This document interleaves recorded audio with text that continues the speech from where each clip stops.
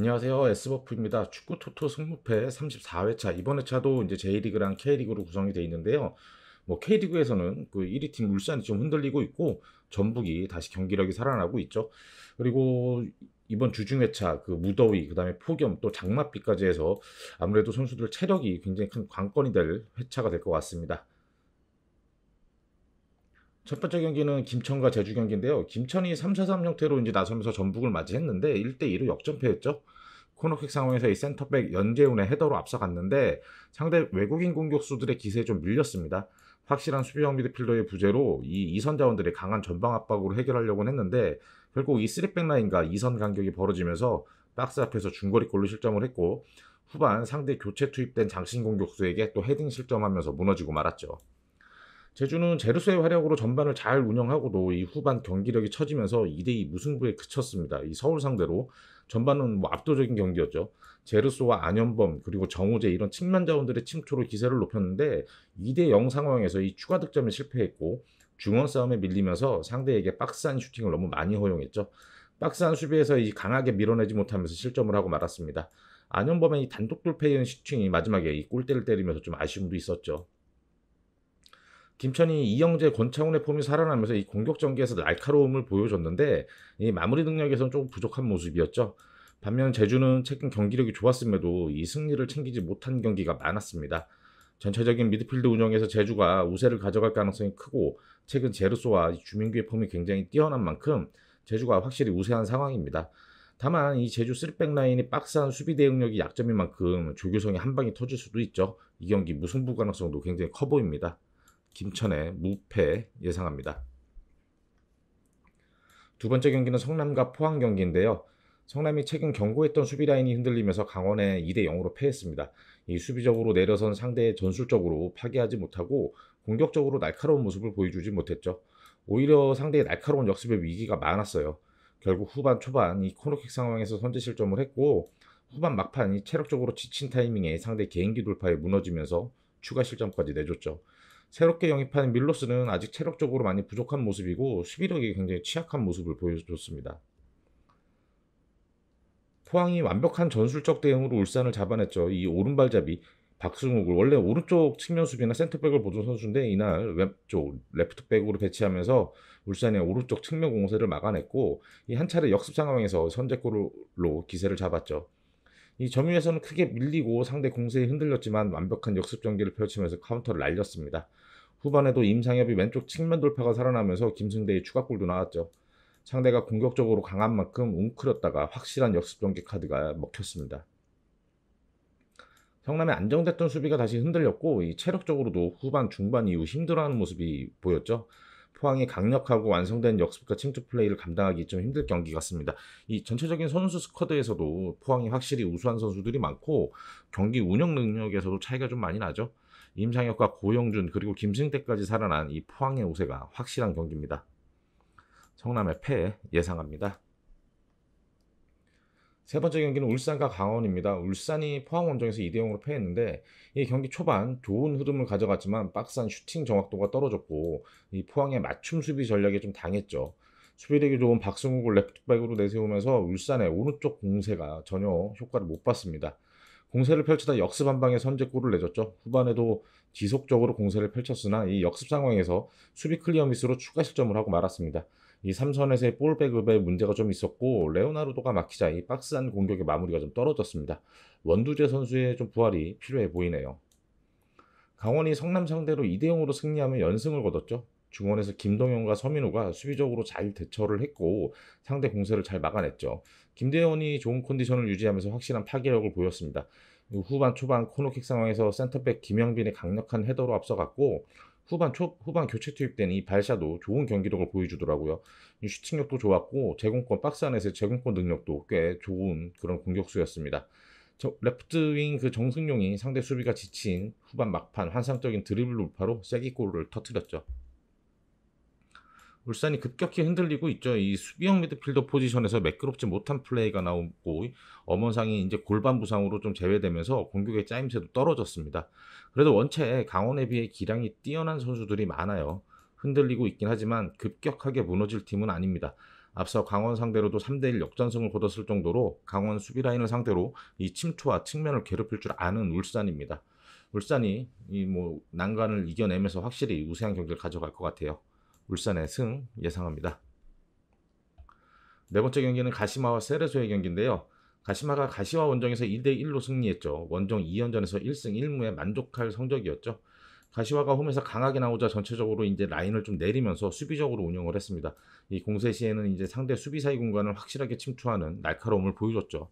전반 막판 이 코너킥 상황에서 센터백이 한국인이죠. 김민태 선수의 선제골로 앞서갔고 후반 초반 상대 감겨오는 크로스에 이제 센터백들이 사이 공간으로 침투하는 선수를 놓치며 동점골을 내줬지만 이 스즈키의 돌파로 얻어낸 PK를 이베라우도가 성공시키면서 승리를 거둘 수 있었죠. 세레소가 가와사키 상대로 2대1로 승리하면서 리그 부진에서 벗어났죠. 이 상대 중원 플레이에 밀리면서 굉장히 고전했던 경기였습니다. 경기 초반부터 거세게 나오는 상대 이성 공세에 슈팅이 골대를 맞으면서 이 세르소에게 좀 운이 따르기도 했죠. 상대 패스 플레이와 침투의 위기가 굉장히 많았지만 이 김진영 키퍼가 이날 굉장히 많은 선방으로 버텨냈습니다. 코너킥 상황에서 상대 센터백에게 선제 실점하긴 했지만 이 후반 레프트백 후나키 동점 헤더 그리고 후반 추가 시간 패트릭이 역전 결승골이 나왔죠. 이 패트릭의 리그 데뷔골입니다. 앞에 이제 리그컵에서만 골이 있었죠. 객관적인 전력에서 가시마가 확실히 앞서 있고 안정적입니다. 다만 가시마가 올 시즌 10골을 터뜨렸던 이후에다가 벨기에 클럽 브레에로 이적을 하면서 최전방에 이제 마무리를 해줄 선수의 부재가 생겼죠. 경기 운영을 잘 해놓고도 이 골 마무리가 안 돼서 무승부에 그치는 경기가 나올 수도 있습니다. 가시마가 홈에서 굉장히 강한 팀인 만큼 패할 일은 없겠지만 득점력 부재로 무승부 가능성도 충분히 나올 수 있습니다. 가시마의 승무 예상합니다. 다섯 번째 경기는 가시와와 나고야의 경기인데요. 가시와가 홈에서 가시마에게 2대1로 패하며 리그 1, 2위 팀들에게 연패를 당했죠. 앞선 요코마리전과는 달리 경기를 좀 잘 운영을 했고 특히 오른쪽 사이드에서 이 가와구치 플레이가 굉장히 좋았습니다. 다만 상대 포백 라인의 견고한 수비 밸런스를 넘지는 못했죠. 상대 역습도 잘 막아냈지만 이 코너킥 상황에서 선제 실점했고 후반 교체 투입된 무토가 마테우스의 절묘하게 감겨오는 크로스를 동점 헤딩골로 성공을 시켰습니다. 후반 막판 상대 돌파를 저지하다가 PK를 내주면서 아쉽게 패하고 말았죠. 경기는 패했지만 이 마테우스와 무토의 후반 공격 작업은 굉장히 위협적이었습니다. 나고야가 쇼난 원정에서 0대0으로 비기면서 최근 리그 2경기 연속 무승부죠. 상대의 강한 전방 압박에 고전하면서 위기가 좀 많았죠. 위험 지역에서 볼을 빼앗기며 상대에게 찬스를 내줬지만 이날 쇼난의 그 마무리 슈팅 정확도가 떨어지면서 다행히 무실점 경기를 할 수 있었습니다. 마테우스가 최전방과 측면을 오가면서 공격 진영에서 노력했지만 이 슈팅이 키퍼 정면으로 향하며 아쉽게도 무득점 경기를 펼쳤죠.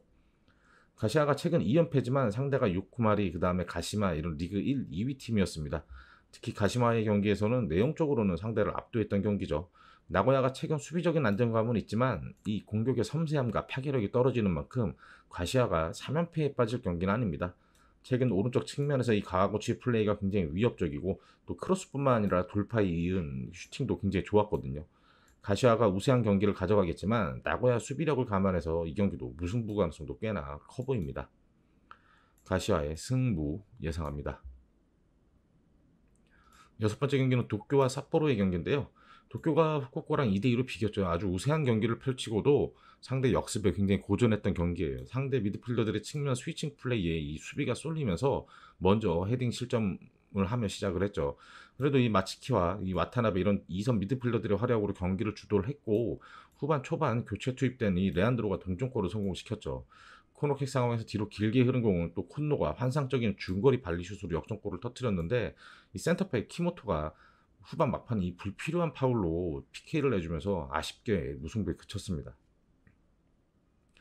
삿포로가 전반 이른 시간 골키퍼 퇴장이라는 악재로 이 교토에게 2대1로 패했죠. 전반 이른 시간 상대 원톱에게 프리 헤딩을 허용하면서 먼저 선제 실점을 했고 이어 전반 15분에도 이 상대 역습 상황에서 스게노 키퍼가 상대 우타카 피트를 박스 밖에서 잡아채며 이 다이렉트 퇴장을 당했습니다. 수비적으로 내려서며 역습을 노리며 상대를 괴롭혔고 코너킥 상황에서 스가이 중거리골로 균형을 맞추긴 했습니다. 상대의 공세를 잘 막아내며 무승부로 버티나 했는데 후반 막판 이 프리킥 세트 플레이에서 상대의 간결한 패스 한 방에 무너지면서 아쉽게도 패하고 말았죠. 삿포로가 주전 골키퍼의 퇴장 결정으로 골문이 좀 불안한 상황이죠.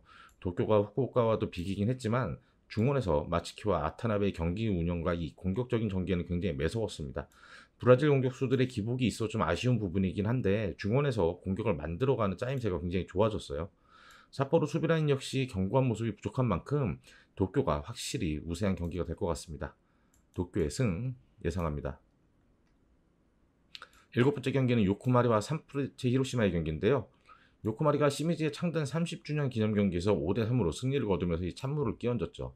전반 초반부터 레오세아라의 이 전진 패스를 니시무라가 침투하며 선제골로 앞서갔습니다.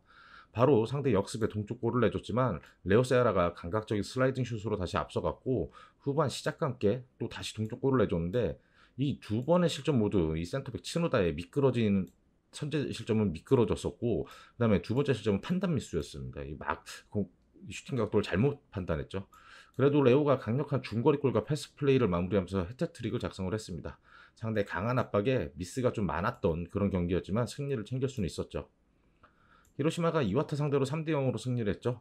모리시마가 측면으로 넓게 펼치며 오른쪽 사이드를 지배를 했습니다. 전반 중반 이 센터백 아라키가 프리킥 상황에서 선제 헤딩골을 터뜨렸고 측면 프리킥 상황에서도 센터백 사사키가 추가 헤딩골을 터뜨렸죠. 모리시마는 상대 키퍼의 킥미스를 놓치지 않고 세게골까지 터뜨렸습니다. 이 노치다와 마츠모토 이 중원 콤비가 전체적으로 안정적인 경기 운영을 펼치고 있어서 히로시마는 쉽사리 무너지지 않을 그런 경기력입니다. 리그 1위와 4위의 맞대결이죠. 두 팀 모두 최근 기세가 굉장히 좋습니다. 요코마리는 리그 최다 득점이고 히로시마는 수비형 미들 이 노치다의 안정감을 바탕으로 최소 실점이죠. 이 창과 방패의 대결인데 요코마리는 이번 경기까지 로페즈가 나설 수 없지만 최근 레오세아라의 폼이 굉장히 좋고 공격형 미드필더 이 니시무라의 침투와 골 결정력도 뛰어납니다. 다만 히로시마 역시 수비 밸런스가 굉장히 뛰어나고 세트피스 한방 능력이 있죠. 요코마리가 굉장히 우세한 경기겠지만 요코하마 이 수비 라인이 시미즈전에서 보여줬던 그런 잔실수가 나온다면 이 무승부 가능성도 꽤 커 보입니다. 요코마리의 승무 예상합니다. 여덟 번째 경기는 이와타와 후쿠오카인데요. 이와타가 히로시마 원정에서 3대0으로 크게 패했죠. 상대 측면 공격에 대응하지 못하면서 위축됐습니다. 전반 중반 이 프리킥 상황에서 상대 센터백에게 선제골을 내줬죠. 후반 측면 프리킥 상황에서도 상대 센터백에게 추가 헤딩 실점을 했습니다. 이 세트피스 수비가 전혀 안 되며 상대 중앙 수비수에게 두 골이나 내준 거죠. 이어 골키퍼가 차낸 공이 잘리면서 그대로 추가 실점하며 무너지고 말았습니다. 이 3백 수비 라인이 너무 크게 흔들렸고 밀집 수비 형태로 나오자 세트피스 상황에서도 굉장히 취약을 했죠. 후쿠오카가 도쿄 원정에서 2대2로 비겼습니다. 이 그롤리가 경고 누적으로 빠지자 3백에서 이 폭백 형태로 수비 전술의 변화를 줬고 안정적인 수비력을 보여줬습니다. 오히려 전반 초반 마의 스위칭 플레이로 시작된 공격 전개에서 야마기시의 헤딩 패스를 루키안이 선제골로 연결을 했죠. 상대 미드필더들의 패스 플레이 고전하다가 결국 후반 초반 뒷공간이 열리며 동점골을 내줬고 코너킥 상황 흐른 공에 이 중거리 실점을 또 허용을 했죠. 그래도 후반마가 박스 안에서 개인기로 페널티킥을 얻어내며 균형을 맞추며 무승부를 거뒀습니다. 이와타가 전체적으로 수비 라인이 흔들리고 있고 특히 제공권의 약점을 보이고 있어요. 세트피스 수비도 굉장히 불안하죠. 후쿠오카는 수비 밸런스는 안정이 돼 있지만 공격력이 문제였는데 이 루키안이 서서히 1부 리그에 적응을 하면서 파괴력을 보여주고 있죠. 후안마의 노련미도 살아나고 있습니다. 이 루키안과 야마기시 투톱의 효과를 보고 있는 만큼 후쿠오카가 부진을 털어내고 승리를 충분히 거둘 수 있을 것 같습니다. 이와타의 패 예상합니다. 아홉 번째 경기는 쇼난과 간바의 경기인데요. 쇼난이 나고야와 홈 경기에서 0대0 무승부로 최근 리그에서 2승 1무로 흐름이 좋습니다. 전방에서 강한 압박을 통해서 찬스를 만들었고 마치노에게 연결됐지만 이날 경기에서는 이 마치노의 마무리 슈팅이 조금 정교함이 떨어졌죠. 3백 라인과 미드필더들도 적극적으로 수비가 담하면서 수세시 박스 쪽의 숫자를 늘리며 나고야의 공세도 잘 막아냈죠. 역습 찬스에서 마치노의 마무리가 안되며 승리를 놓친 조금 아쉬운 경기였죠. 간바의 경기력이 살아나면서 우라와와 1대1로 비겼습니다. 히로시마전 승리에 이어서 분위기를 이어갔죠. 사카모토가 최전방에서 오른쪽으로 빠지면서 오노세와 함께 측면을 파괴했고 이선들이 이 사카모토가 빠진 공간으로 들어오면서 공간을 확보를 해줬죠. 굉장히 위협적으로 우라와 수비를 괴롭혔던 경기였습니다. 결국 큰 방향전환 패스로 오른쪽 공간에서 이 사이토가 선제골을 터뜨렸죠. 우세한 경기였지만 경기 막판 이 미우라가 센터백 미우라가 상대 돌파를 저지하다 페널티킥 내주면서 아쉽게 동점골을 허용을 했죠. 최근 쇼난의 전방 압박에 이은 역습 패턴이 먹히면서 리그에서 재미를 보고 있죠. 간바 역시 3백 라인의 안정감을 찾자 이 좌우 윙백들의 공격적인 플레이가 살아나면서 경기력이 올라오고 있습니다. 간바가 최근 보여주는 측면과 이 최전방 사카모토의 포지션 체인징 그리고 이선의 침투 플레이를 펼치면서 쇼난의 수비 라인을 충분히 흔들 수 있을 그럴 경기로 보여지네요. 이 경기 왠지 역배당이 나올 것 같아요. 쇼난의 패 예상합니다. 10번째 경기는 비셀고베와 시미즈의 경기인데요. 비셀고베가 사간도스 원정에서 2대0으로 완승을 거뒀죠. 이 수비력이 강한 도스 상대로 미드필드 플레이로 맞섰고 이니에스타 중심의 운영이 굉장히 좋았습니다.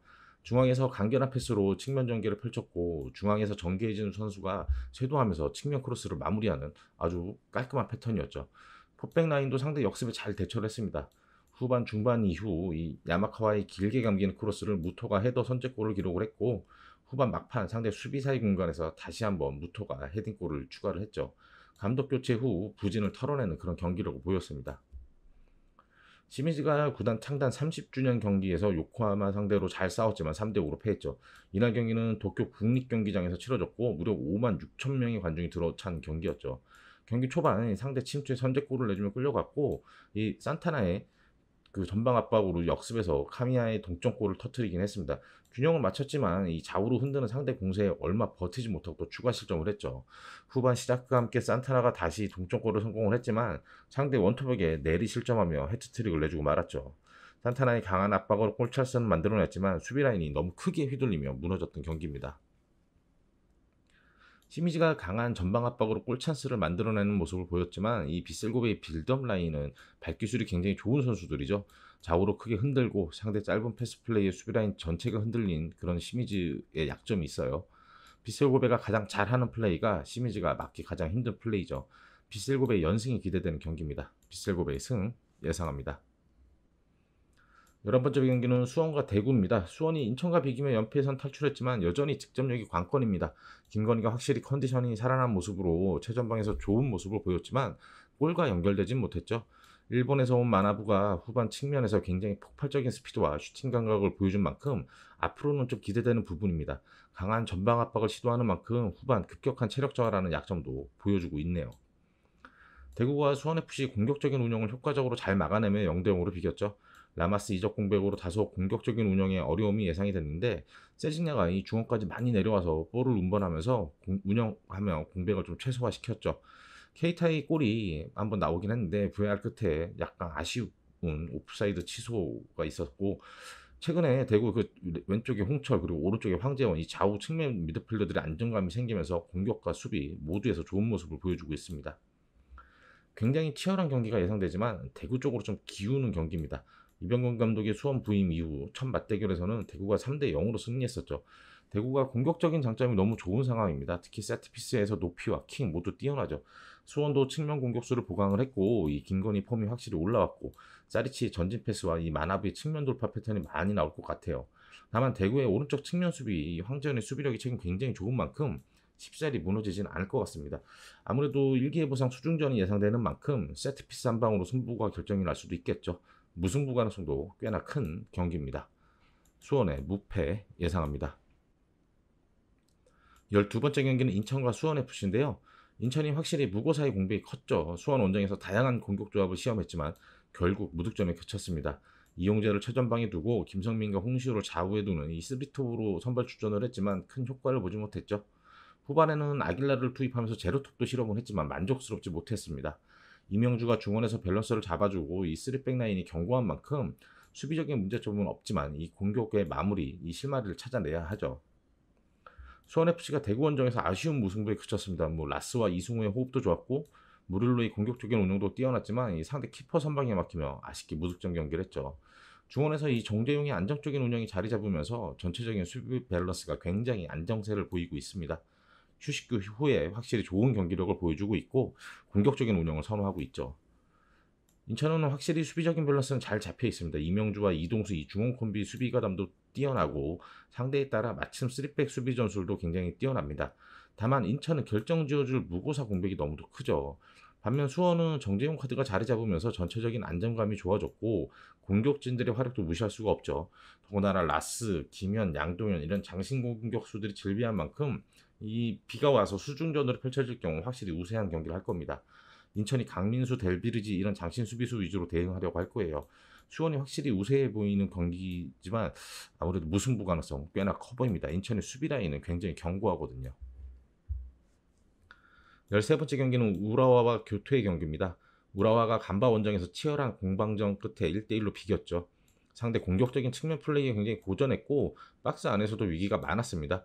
결국 상대의 큰 방향전환 롱패스에 선제 실점하며 끌려갔죠.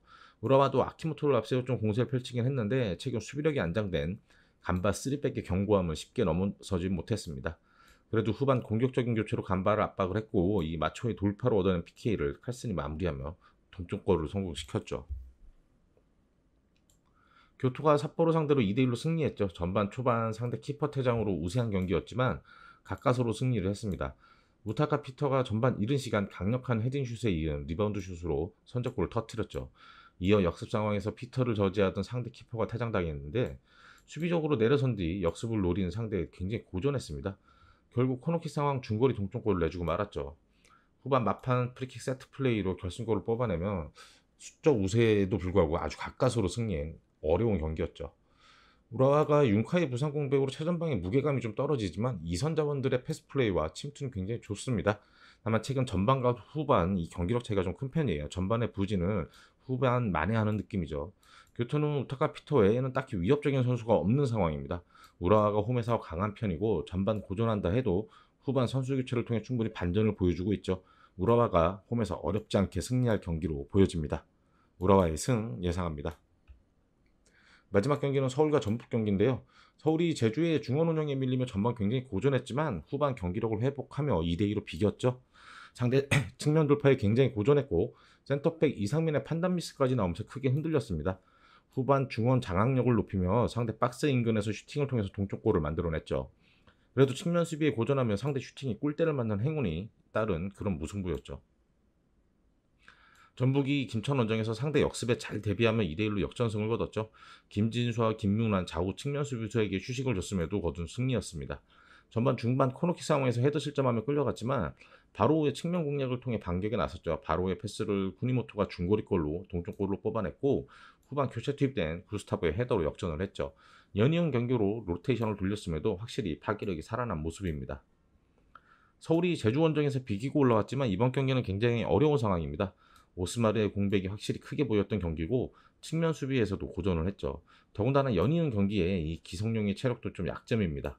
반면 전북은 주축 선수들을 로테이션 돌리면서도 승리를 챙겼고 제주만큼 측면 자원들의 기량이 뛰어나죠. 여기에 수중전이 될 가능성도 높은 상황에서 이 구스타보라는 확실한 장신 공격수가 힘을 받을 겁니다. 서울은 거의 유일한 타깃형 공격수인 박동진도 이번 경기 경고 누적으로 결장이죠. 이 경기 서울의 패 예상합니다. 마지막으로 최종 픽 한번 확인해 보겠습니다. 첫 번째는 김천의 무패, 두 번째 경기 성남의 패, 세 번째 울산의 승, 네 번째 가시마의 승무, 다섯 번째 경기 가시와의 승무, 여섯 번째 도쿄의 승, 일곱 번째 경기 요코마리의 승무, 여덟 번째 경기는 이와타의 패, 아홉 번째 경기도 쇼난의 패, 열 번째 경기는 비슬고베의 승, 11번째 경기 수원의 무패, 12번째 경기 인천의 무패, 13번째 경기 우라와의 승, 14번째 경기는 서울의 패. 이상으로 주중 회차 분석 마치도록 하겠고요. 저희는 또 주말 경기 35회차 분석 영상으로 조만간 찾아뵙도록 하겠습니다.